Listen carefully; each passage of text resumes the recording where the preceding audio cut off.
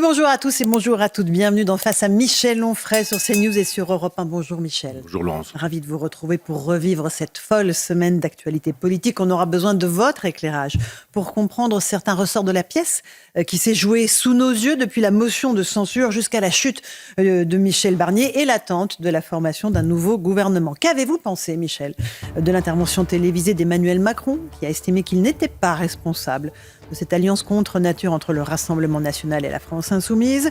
Marine Le Pen, en tout cas, a pris son risque. Elle a remporté son bras de fer avec l'exécutif. Elle demande que ses électeurs soient respectés, que l'on prenne en compte ce qu'elle dit stratégie gagnante à vos yeux. On écoutera la présidente du Rassemblement national.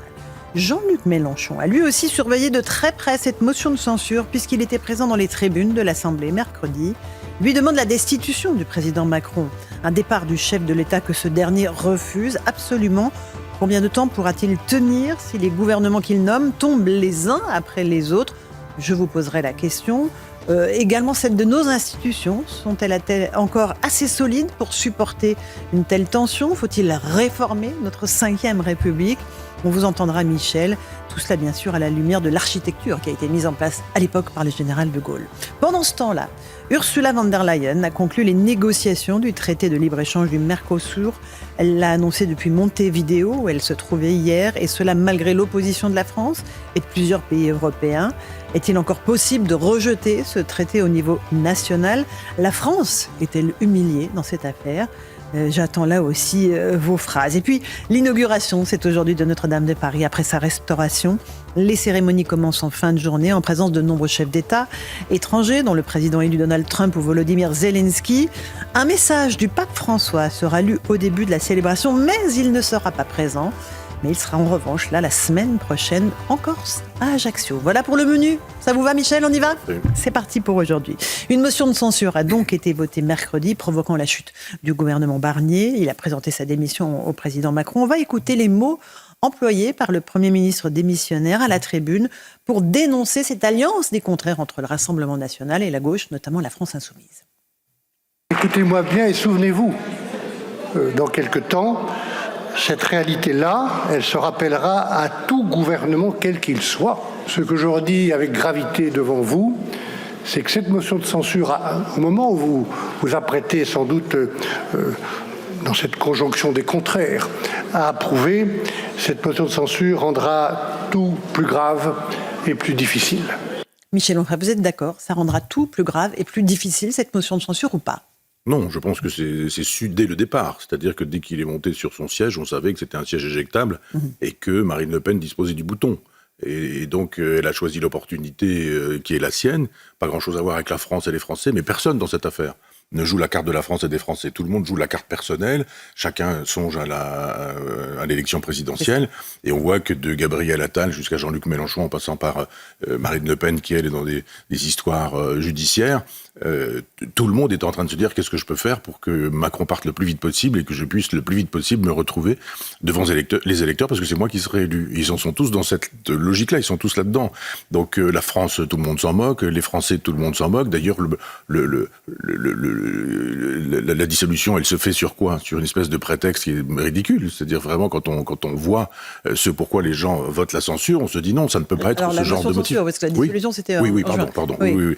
Et c'est un prétexte parce qu'effectivement, il faut refaire un calendrier qui n'est que le calendrier des égaux. Et reconstruire un budget, puisqu'il faudra une loi spéciale pour faire passer au moins une partie du budget d'ici la fin de l'année. Voilà. Mais le pire, c'est Emmanuel Macron nous disant coupable de rien, responsable de rien. On va l'écouter dans un instant, mon cher Michel. De fait, ce sont tous ces gens-là qui sont coupables, lui compris. Bon. On va écouter Marine Le Pen, parce que c'est elle, évidemment, c'est le Rassemblement national qui a fait basculer la motion de censure, en joignant ses voix à celle du NFP. Elle a engagé un bras de fer avec Michel Barnier, parce qu'elle jugeait le projet de budget extrêmement mauvais, néfaste pour ses électeurs, pour le pouvoir d'achat des Français. Et sur notre antenne, sur CNews, elle a estimé que ce n'était pas un coup politique. Écoutons-la.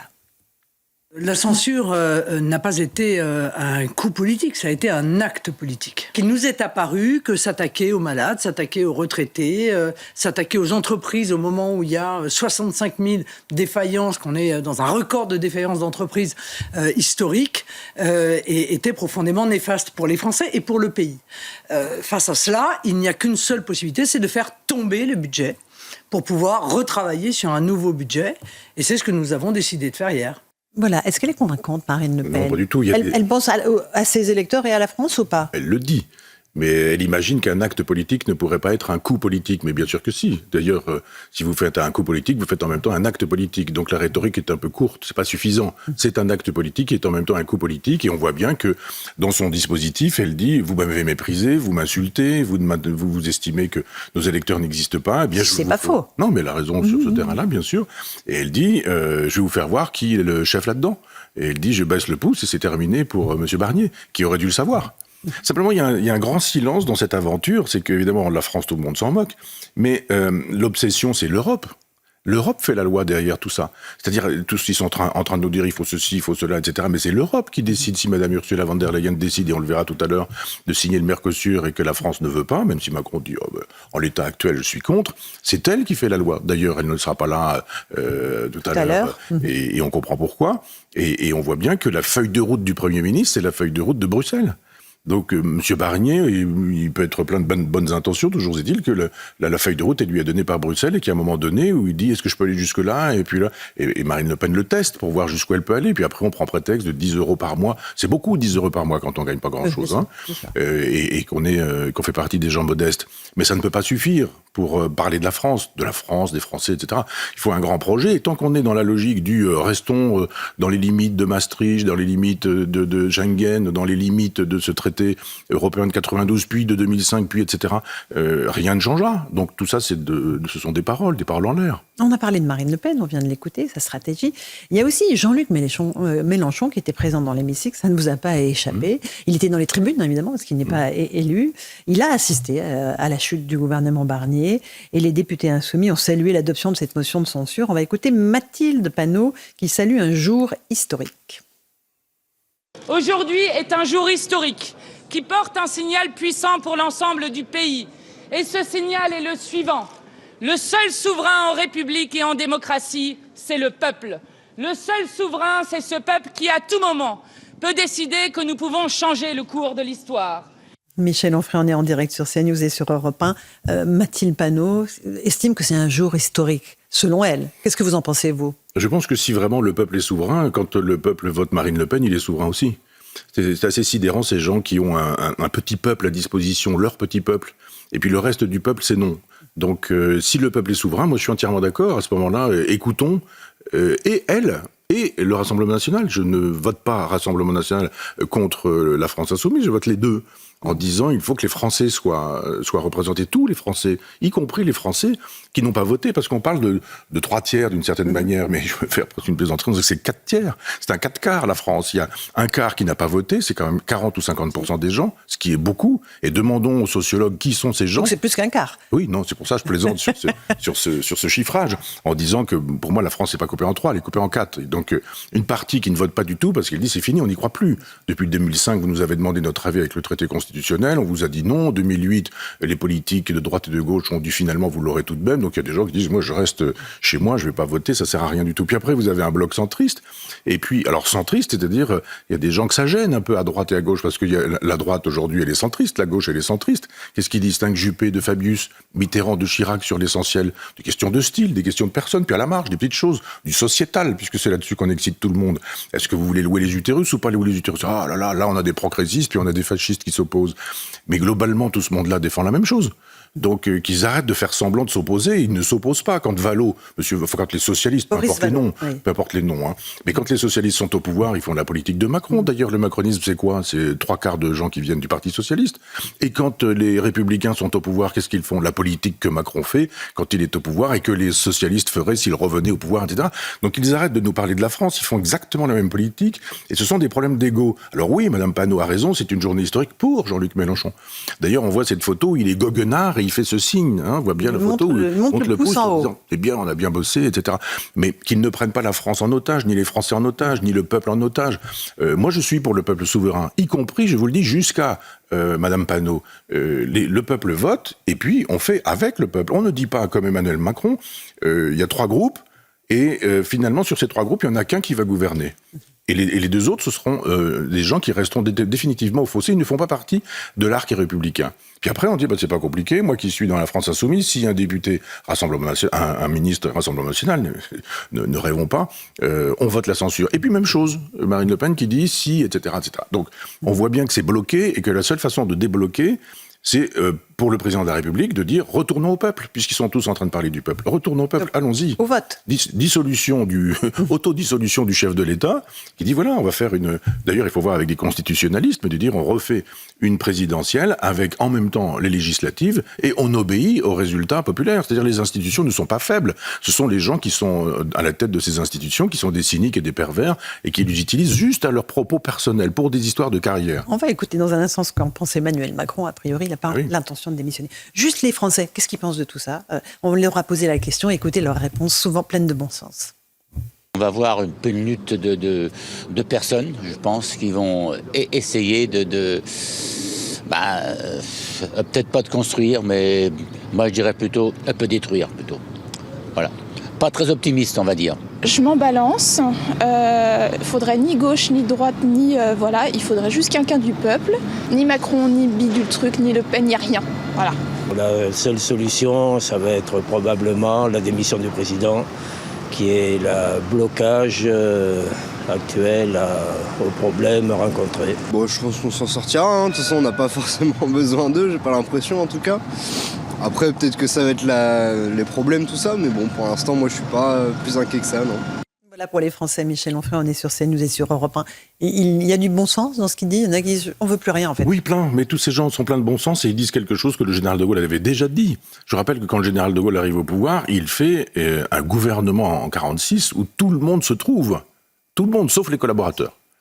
Il part de loin, lui, parce qu'il part de communistes qui ont été pendant 2 ans, qui ont collaboré avec les nazis, puis qui, après Barbarossa, se sont mis à résister en 1941, et il part de vichistes et de maréchalistes. Il a quand même mis un secrétariat d'État à François Mitterrand, qui lui a été décoré de la Francisque des mains même du maréchal Pétain. C'est-à-dire que, vous voyez un petit peu, avec qui il compose, lui. Un arc il compose républicain. avec tout le monde. Alors ça, pour le coup, c'est un arc républicain. Moi, je suis pour ça aussi. C'est-à-dire que je pense qu'il faut trouver les moyens de donner des postes de ministres à des gens de la France insoumise. Et qu'il faut donner des postes également aux gens du Rassemblement National, qu'on arrête cette espèce de mythologie et qu'on fasse enfin de l'histoire, qu'on arrête de dire on va faire un gouvernement d'union nationale, mais juste avec nous. C'est-à-dire un gouvernement d'union nationale dans lequel 10 millions de gens qui votent, je me trompe peut-être sur les chiffres, mais pour Marine Le Pen n'existe pas, 10 millions de gens qui votent pour les socialistes n'existent pas non plus. Et puis, pour la gauche. Pour la gauche. Et puis, je sais pas combien, mais 40% des gens qui ne votent pas n'existent pas non plus. Il y a un moment donné, il faut arrêter de faire de la politique politicienne. Arrêter. Il faut que les gens sachent qu'Hitler est mort. Il faut arrêter avec Hitler, avoir Pétain partout, Vichy partout, Radour partout, de nous dire que les gens qui nous disent on défend le peuple juif sont des antisémites qui se cachent, pendant que ceux qui sont des vrais antisémites sont des gens dont on dit qu'ils sont le progressisme ou ce genre de choses. Il y a un moment donné où il faut un général de Gaulle qui soit capable de dire bon, l'intérêt national c'est quoi? L'intérêt de la France c'est quoi? Le bien public c'est où? Et est-ce qu'on ne peut pas rencontrer des gens qui, plutôt que de se dire ah mais moi j'ai 38 ans ou j'ai 28 ans ou 29 ans, j'ai envie d'être Premier ministre et puis j'ai envie d'être président de la République, on en a assez de ces gens. On veut juste des gens qui nous disent est-ce qu'on ne pourrait pas finir par d'arrêter de se taper sur la tête comme ça, comme depuis les guerres de religion. Mais c'est ça la France, les guerres de religion. On a les protestants et les catholiques s'assassinent. Après ça, ce sont les robespierristes qui assassinent les Girondins. Après ça, ce sont les Dreyfusards qui, etc. Puis après ça, ce sont les vichistes qui, etc., etc. On n'arrête pas dans l'histoire de France de cultiver la haine. Si vraiment on veut à un moment donné... Tout se finit toujours dans la violence? Dans le sang. Et le plus grave, c'est que je ne veux pas faire l'oiseau de mauvais augure, mais je veux dire, il y a un moment donné où l'histoire s'écrit avec le sang, et si ça devait arriver aujourd'hui, je ne suis pas sûr qu'un chef de l'État soit capable de tenir les choses, de les tenir, c'est-à-dire de faire un usage de la police, de l'armée, des services secrets, des services de renseignement, etc., et qui soit vraiment républicain. On va écouter Michel Onfray, le président Macron. Il s'est exprimé à la télévision. Il a dit vouloir un gouvernement d'intérêt général. Il va annoncer sa nomination, j'imagine, dans les prochains jours. Il refuse d'assumer, c'est intéressant, on va l'écouter, l'irresponsabilité des parlementaires qui ont constitué ce front qu'il qualifie d'anti-républicain. Et puis on va écouter dans la foulée la réponse qu'il apporte à ceux qui lui demandent de démissionner et de quitter le pouvoir. Emmanuel Macron. Il a été censuré, ce qui est inédit depuis 60 ans, parce que l'extrême droite et l'extrême gauche se sont unis dans un front anti-républicain. Et parce que des forces qui, hier encore, gouvernaient la France, ont choisi de les aider. Je sais bien que certains sont tentés de me rendre responsable de cette situation. C'est beaucoup plus confortable. Mais si j'ai toujours assumé toutes mes responsabilités, les bonnes choses comme parfois les erreurs que j'ai pu faire, je n'assumerai jamais l'irresponsabilité des autres, et notamment des parlementaires qui ont choisi en conscience de faire tomber le budget et le gouvernement de la France à quelques jours des fêtes de Noël. Le mandat que vous m'avez démocratiquement confié est un mandat de 5 ans, et je l'exercerai pleinement jusqu'à son terme. Ma responsabilité exige de veiller à la continuité de l'État, au bon fonctionnement de nos institutions, à l'indépendance de notre pays et à votre protection à tous. Voilà pour Emmanuel Macron, effectivement, à la fois sur le fait qu'il ne va pas démissionner et sur son irresponsabilité. Qu'est-ce que vous répondez, Michel Onfray ? Il n'a vraiment pas honte. Je dirais, il y a une mémoire de poisson et puis une intelligence de canari. Mais enfin, quand même, Pourquoi ? les choses sont... Parce que c'est lui qui a produit une dissolution. Oui, c'est ça, la dissolution.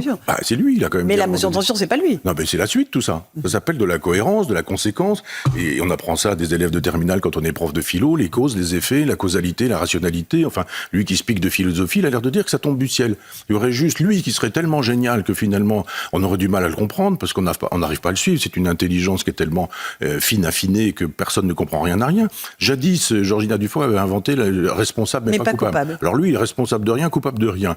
Il a quand même jeté une grenade dégoupillée dans les jambes des Français avec la dissolution, en disant vouloir rendre la parole au peuple. Oui, mais c'est ce qu'il dit à l'époque. Il lance une grenade dégoupillée. Puis d'un seul coup, quand il a lancé une grenade dégoupillée, il y a plein de gens qui ont perdu des jambes et il dit mais moi je suis pas responsable de rien, coupable de rien. C'est honteux.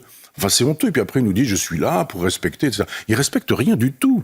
Je vous le rappelle, c'est-à-dire mais quand il dit mon mandat m'a été démocratiquement donné par les Français, c'est l'absolue vérité. Mais personne n'est dupe de la façon dont ce mandat a été obtenu. Ça fait des années que y a un système médiatique, un système idéologique, que tout est fait pour nous présenter Marine Le Pen comme fort sympathique avec ses chats, jusqu'au deuxième tour où on s'en vient nous dire attention, Radour-sur-Glane et puis le musée de la Shoah, et il va falloir faire attention. Vous avez le choix entre le général de Gaulle et un Waffen-SS.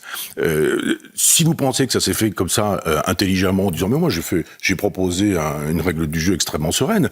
Non, on le sait bien qu'il y a le fantôme d'Hitler et puis qu'il y a le fantôme de Jean-Marie Le Pen et puis que Marine Le Pen est l'hérite de tout ça. On ne peut pas dire que dans ces cas-là on a eu une élection démocratique. Il y a plein de gens qui ont voté contre le candidat qui était en face de lui. Ça ne fait pas un vote pour lui. Et ça fait encore moins un vote pour son projet et son programme. Je rappelle à ce monsieur que dans la Ve République, le chef de l'État est là parce que le peuple l'a posé là. Il lui a dit, la souveraineté, tu l'as de moi. Le peuple, je te la donne, cette souveraineté. Et je te la retire. Alors évidemment, si on dit la souveraineté, c'est on peut être élu avec 2 personnes qui votent sur 3. Le 3e, on n'en a rien à faire. Les autres, on leur met le couteau sous la gorge. Et puis on leur dit, vous aurez une mort sociale si jamais vous votez du mauvais côté. Puis après, vous n'avez pas intérêt à dire que vous avez voté Rassemblement National si vous êtes prof de fac, si vous êtes journaliste, si vous êtes acteur, si vous êtes comédien, si vous êtes même épicier, boucher ou je ne sais quoi, parce qu'il y a une espèce de terreur qui est pratiquée en France qui ne rend pas le climat serein. Et la démocratie ne s'exerce pas de manière sereine. On vote pour qui on veut, pour des programmes et pas pour des fantasmes. Là, actuellement, on ne vote que pour des fantasmes.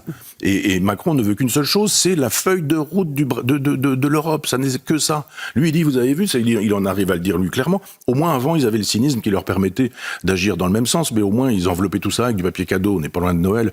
Et là, il va pas dire, bah non, de toute façon, il faut voter pour l'Europe de Maastricht et pour le système maastrichtien, pour l'État maastrichtien. Si vous votez contre, vous sortez de l'arc républicain. Donc, vous et rien, c'est pareil. Je ne vous écoute pas, vous pouvez peser 20 millions, vous pouvez peser même peut-être 40 millions si vous ajoutez les gens qui ne vont pas voter. 40 millions et rien, pour moi, c'est pareil. J'irai de toute façon.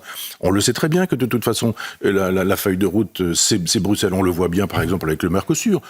Ça a été réglé avec Ursula von der Leyen qui a dit « j'y vais toute seule, j'ai voté pour ». Puis après, elle va dire à Macron, au fait, pour info, la position officielle de la France, c'est que vous êtes pour. Et Macron dit « oh, dans l'État, je ne suis pas pour, etc. » Mais il faut arrêter de mentir aux Français et surtout de tenir ce genre de discours. Parce qu'ils ont bien compris, les Français, qu'on leur ment, que tout le monde leur ment, y compris les gens qui sont dans l'opposition. Nous ferons ceci, nous ferons cela, nous sommes pour la démocratie, mais c'est au nom de la démocratie que nous interdisons à des gens de parler, à des chaînes d'exister, à des journaux de pouvoir exister, justement au nom de la démocratie. Nous vous interdisons la parole au nom de la liberté d'expression. Tout le monde a bien compris ça. Michel Onfray, passionnante émission. On fait une petite pause. On se retrouve dans un instant pour la seconde partie de Face à Michel Onfray. Un mot sur nos institutions. Est-ce qu'elles peuvent résister à ces gouvernements qui risquent de tomber en cascade dans les prochaines semaines?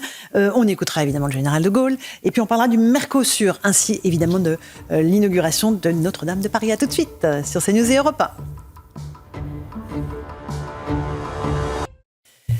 Et on se retrouve dans Face à Michel Onfray sur CNews et sur Europe 1. Michel, un tout petit mot encore des tractations en cours pour trouver un nouveau gouvernement, le nom d'un nouveau Premier ministre. Le président a lancé des consultations. Il a reçu notamment les élus socialistes parce qu'on sent qu'il tente de décrocher le Parti socialiste du nouveau Front populaire et de la France insoumise. On écoute juste Olivier Faure, premier secrétaire du PS.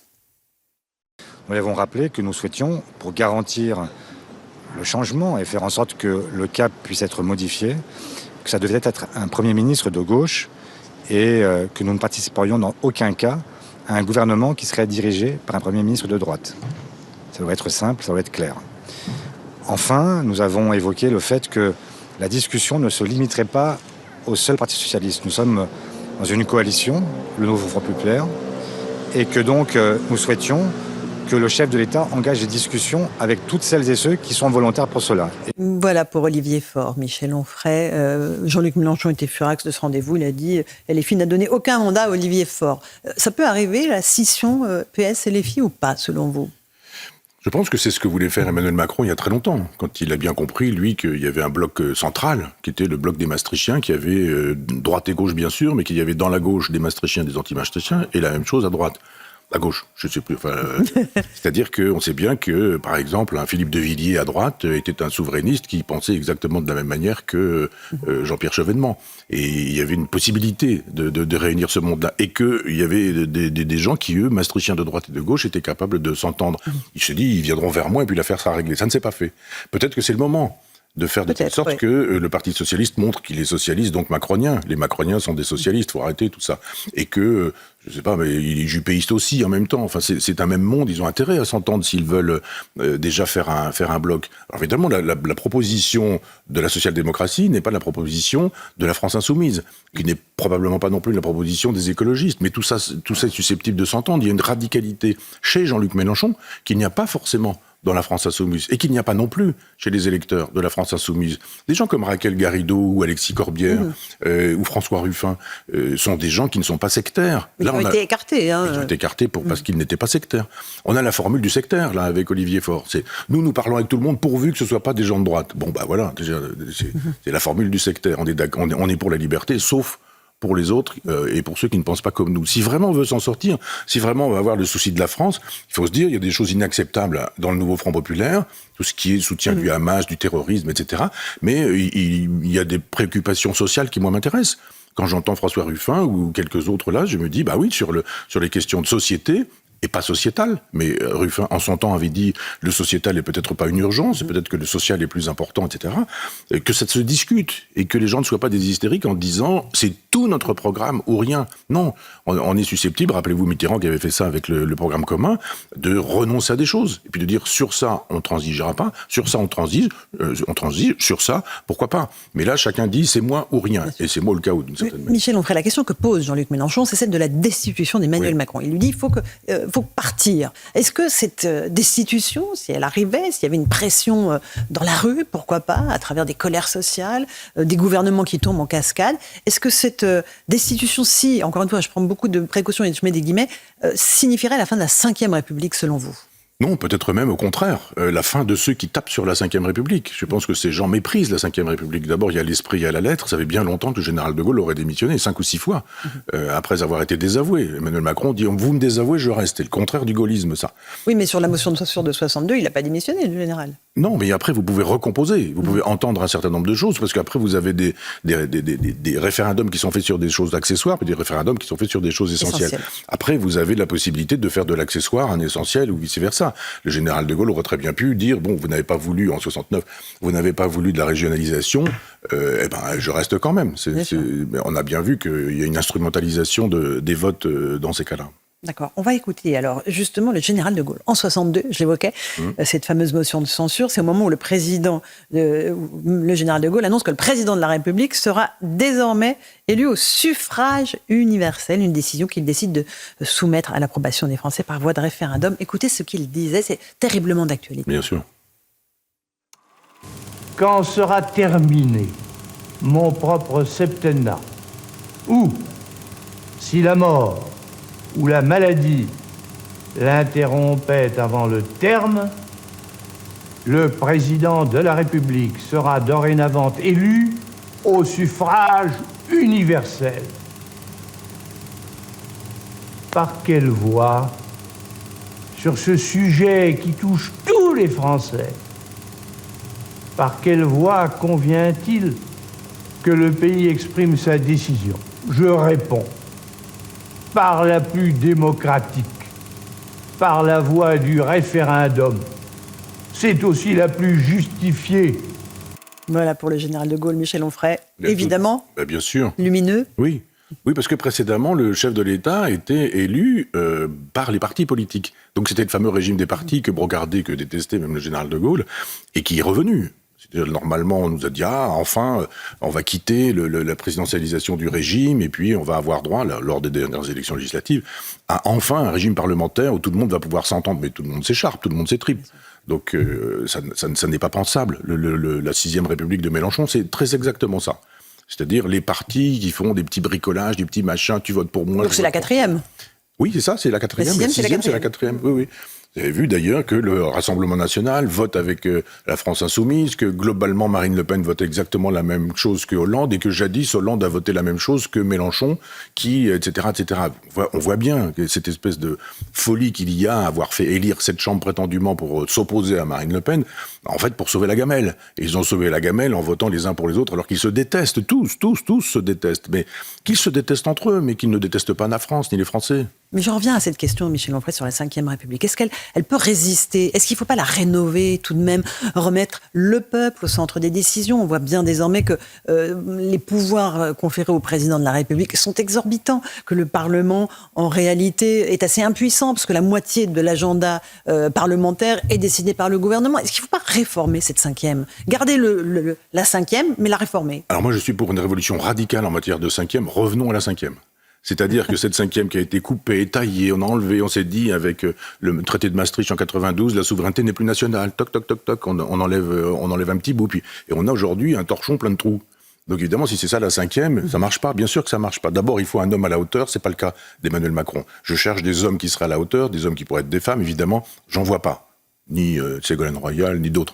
Je pense qu'on pourrait revenir à la 5e, et là, pour le coup, se dire, attendez, il y a la lettre et il y a l'esprit.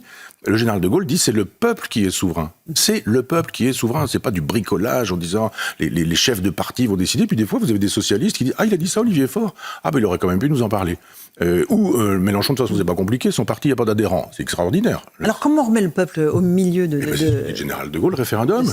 Et puis, quand on fait voter les gens, on obéit à ce que le peuple aura dit. Si le peuple dit la majorité a été donnée à un parti, et non pas à un groupement de partis, mais à un parti, c'est ce parti qui est majoritaire. Donc, on va chercher dans ce parti majoritaire, puisque le peuple en a fait un parti majoritaire, le Premier ministre qu'on nomme, et ça s'appelle une cohabitation. Voilà. Et est-ce qu'il trouve une coalition ou pas, ce Premier ministre, puisque là, a priori, il n'y a pas de parti majoritaire. Eh bien, il se trouve obligé. Le chef de l'État se trouve obligé, et le Premier ministre se trouve obligé. C'est-à-dire qu'on est dans une civilisation aujourd'hui des droits. J'ai droit, si je veux, quand je veux, comme je veux, etc. On a perdu le sens du devoir. Quand on est chef de l'État, on n'a pas que le droit d'utiliser des avions privés, ou etc., etc. On a le devoir d'obéir au peuple. C'est le peuple qui commande. Et le peuple, si on en fait l'économie en disant, de toute façon, s'il vote mal, on met son vote à la poubelle, on méprise les électeurs, en disant, les gens qui ont voté ici, c'est rien du tout, ceux qui ont voté là, c'est rien du tout aussi. Ceux qui votent bien, c'est ceux qui votent comme moi. Mais ça s'appelle une dictature. Mmh. Et alors, l'institution de la proportionnelle, est-ce qu'il faut la mettre en place? Est-ce qu'il faut décorréler les législatives des présidentielles? Est-ce que de la présidentielle, ce sont des solutions ou pas? Oui, si, bien sûr, ce sont les solutions. D'abord, la solution, c'est un homme qui respecterait les institutions. Si vous avez à la tête de l'État un homme qui ne respecte pas les institutions, qui ne respecte pas les électeurs, qui ne respecte pas ceux qui ne pensent pas comme lui, c'est problématique.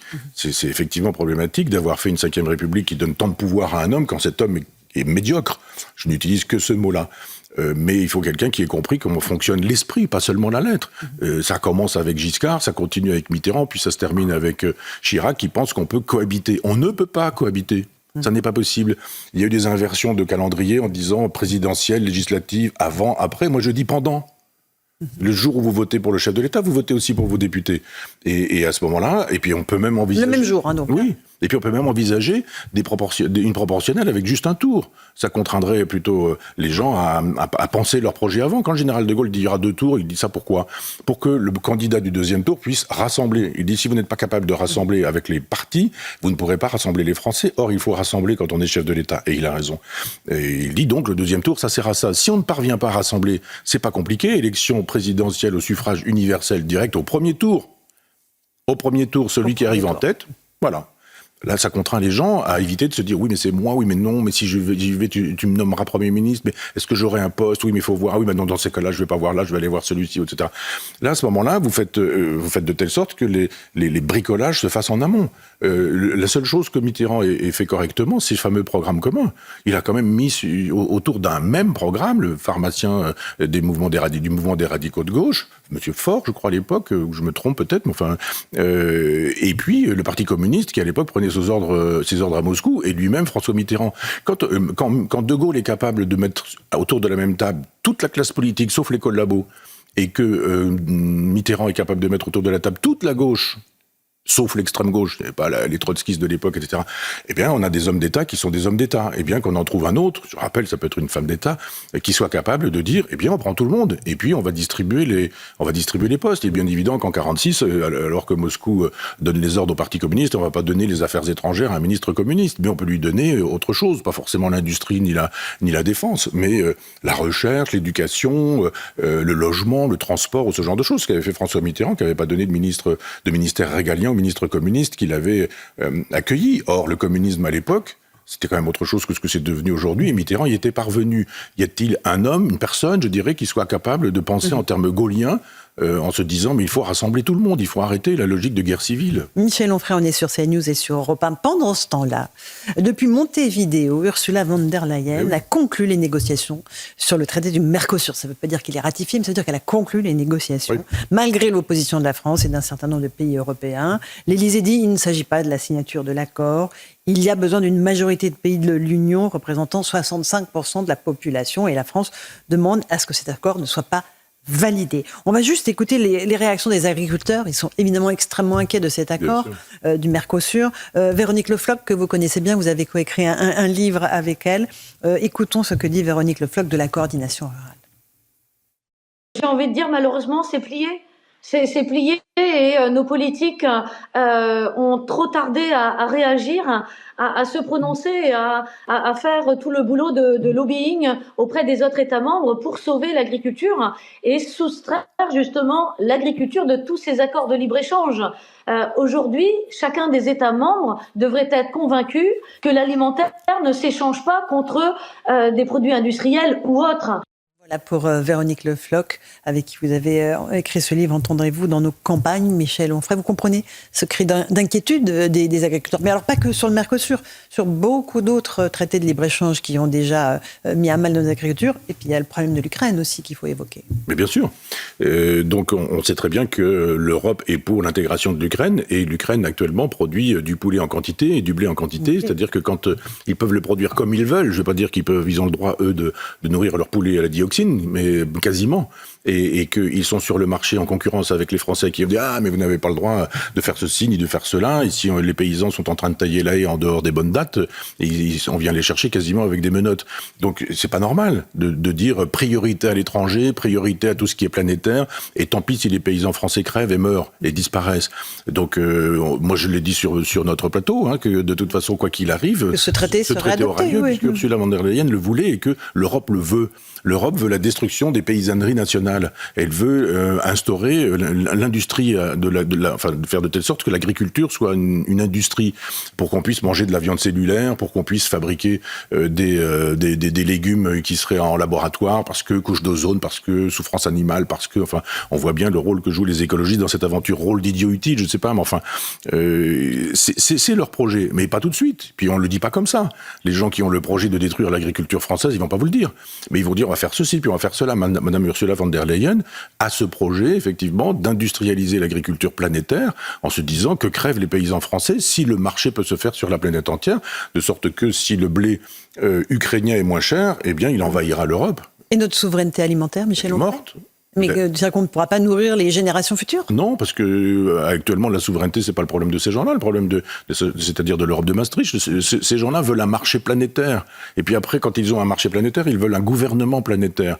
C'est transitoire, l'Europe de Maastricht. Elle est juste faite pour détruire les nations, pour dissoudre les nations. Dissoudre, oui. Oui, comme un acide finalement, hein, détruit tout ça. Puis quand on aura une espèce de vaste soupe, eh bien cette vaste soupe, elle va travailler aussi au gouvernement mondial. C'est déjà un peu le cas.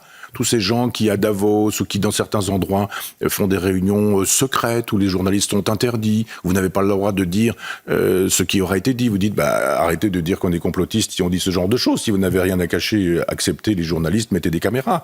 Tous ces gens qui sont là, les gens de Bilderberg, etc., qui ont un projet pour le gouvernement de la planète. C'est drôle, tous ces gens-là, ils ont un projet de gouvernement de la planète. Et les peuples, à la poubelle, les peuples. Les nations, à la poubelle, les peuples. La patrie, à la poubelle, la patrie. Et si vous dites, ah oui, mais patrie, nation, peuple, c'est pas... Ah, mais vous êtes un fasciste. Vous êtes évidemment un nostalgique de Radour-sur-Glane. Et attention, gouvernement républicain, arc républicain, si vous êtes un nostalgique si vous êtes Eichmann et la réincarnation d'Eichmann, c'est problématique. Et là, vous dites, oh là là, mais j'ai pas envie de ça, moi. Donc je me tais et je ne dis rien. Mais le fonctionnement, c'est ça. Je suis pas par hasard viré du service public. On ne touche pas à l'Europe. C'est effectivement. C'est le totem absolu. Oui, absolument. On peut dire plein de trucs, n'importe quoi, enfin peu importe, je vais pas dire quoi, on va pas se retrouver au tribunal. Mais là, si vous commencez à dire, mais regardez la logique totalitaire de cet État maastrichtien. C'est un État. Il a d'ailleurs tous les signes distinctifs de l'État. Il a un drapeau, il a un hymne, il a une monnaie, il a une devise. C'est un État. Donc c'est un État post-national. Et ces gens-là nous disent, ah, l'État c'est pas bien. La nation c'est la guerre, l'État c'est la guerre. Mais on dit, vous êtes en train de fabriquer une nation. Et c'est d'ailleurs la guerre. Vous voyez comment ça fonctionne avec la Russie et avec Poutine.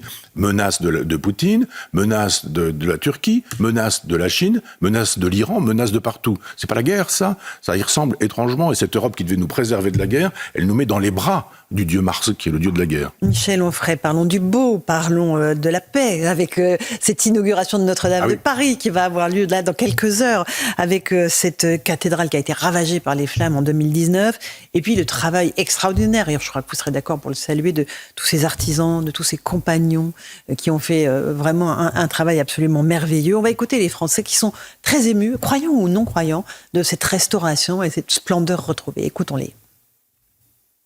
Heureux, parce que ça a été bouleversant quand on a vu les images à la télé lors de l'incendie, et voir que effectivement 5 ans après, c'est quasiment terminé, c'est un pur bonheur, quoi, tout simplement. Je veux être là pour cette réouverture, même si je ne vais pas pouvoir rentrer, parce que pour moi c'est le symbole de la France. C'est la hâte, mais je suis un peu déçue parce que je pensais la voir de face, tout simplement.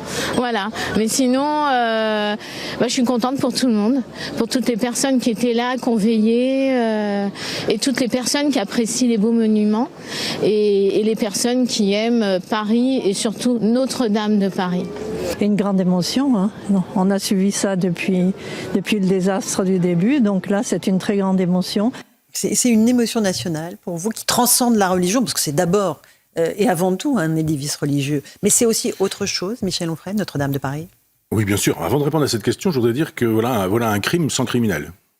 On ne sait pas ce qui s'est passé. Un court-circuit. Ouais, court-circuit. Bon. Ouais, on a même parlé d'un mégot.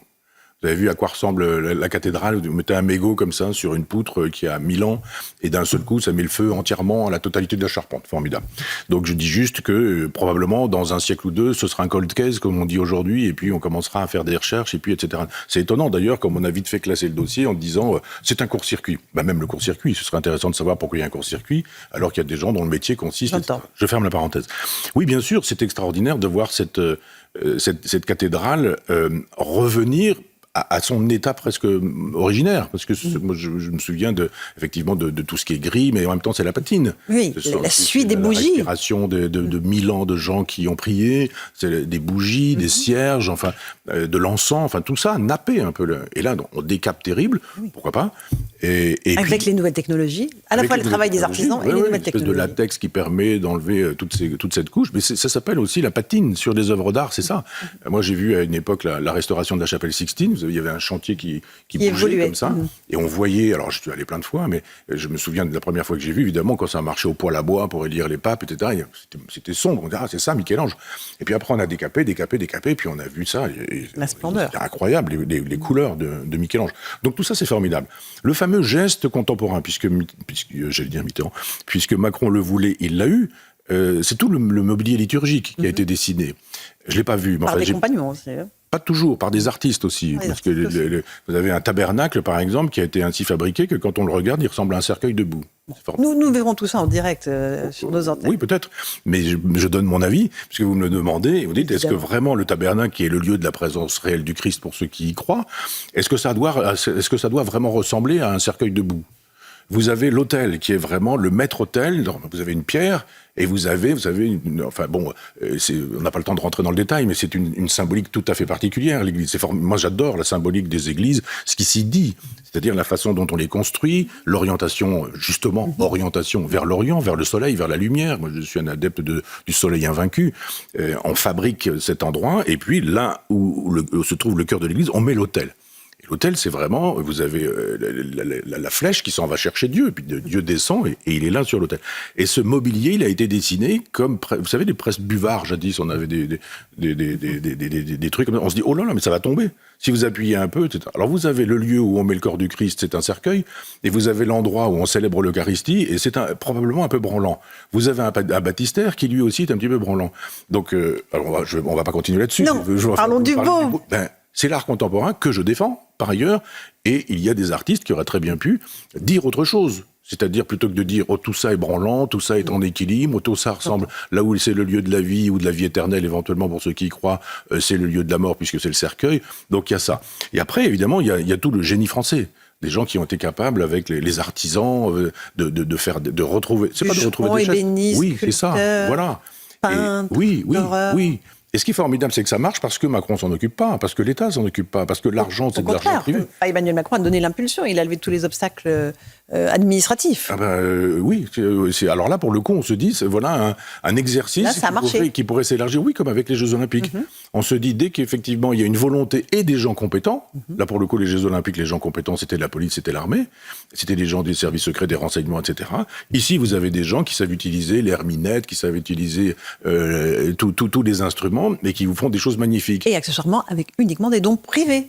Et c'est ce que j'avais effectivement dit en disant pas d'argent public. Quand il n'y a pas d'argent public, ça rend les choses marche. plus faciles. Et puis quand vous avez un général, feu Georges Lain, hommage au général Georges Lain, qui lui avait dit moi je m'en occupe et puis vous allez voir ça va marcher.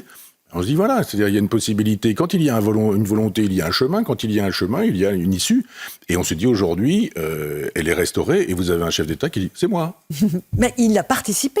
En 5 ans, c'était un exploit. Vous avez vu la cathédrale, l'état dans lequel elle était il y a 5 ans. Aujourd'hui, ça tient du miracle. Tous ceux qui ont travaillé dans le chantier le disent. Oui, mais toutes les promesses qu'il a pu faire et qui n'ont pas été tenues, c'est autre chose. On les connaît. Mais là, il est en train de dire que la promesse qu'il avait faite a été tenue par lui, alors qu'elle n'a pas été tenue par lui. Elle a été tenue par le génie français. Oui, mais par le génie français de gens qui savent travailler et qui ont le sens de l'honneur. C'est-à-dire les gens qui sont des artisans, qui sont des commerçants, ils ont le sens de l'honneur, de la parole donnée. Si on dit, bon, il faut le faire en 5 ans, on va le faire en 5 ans. On va travailler nuit et jour, et puis voilà. Je trouve qu'il y a une espèce de confiscation de valeurs et de vertus qui sont le contraire des valeurs et des vertus du chef de l'État. Et juste sur la côté patrimoine national, je veux dire, bien au-delà de la religion, on croit ou pas, elle appartient à la nation, cette cathédrale. Oui, j'ai entendu dire, parce que le chef de l'État a dit, je vais quand même faire mon intervention, c'était un grand transgressif, donc je vais quand même la faire à l'intérieur. Et là, il nous l'a fait savoir. Elle appartient au monde entier, nous a-t-il dit. Non, elle n'appartient pas au monde entier, elle appartient à la France. Oui, à la France, oui, mais c'est au-delà de la croyance pure. Oui, mais enfin, elle appartient d'abord, elle est sur le sol français. Elle est sur le sol français, elle a été restaurée avec de l'argent qui vient de l'étranger. Et en plus de ça, on a une cabale contre des gens qui, français, ont donné de l'argent, et on a dit, ils défiscalisent, etc. C'est vrai qu'ils défiscalisent, etc., mais que ces gens donnent aussi, que je ne sais pas combien Libération a donné, combien Le Monde a donné, combien l'Obs a donné, probablement pas grand-chose, sinon rien. Donc oui, il y a eu une volonté personnelle, particulière, et quand il y a ça, on s'aperçoit que la France n'est pas complètement morte. Et non, elle est vivante, et bien là, éternelle. Merci beaucoup, Michel Onfray. Éternelle, je n'irai pas jusque-là. Moi, je le dis. Voilà. L'éternité, le temps qu'elle dure. J'essaie d'être optimiste. Merci à vous pour cette émission Face à Michel Onfray sur CNews et sur Europe.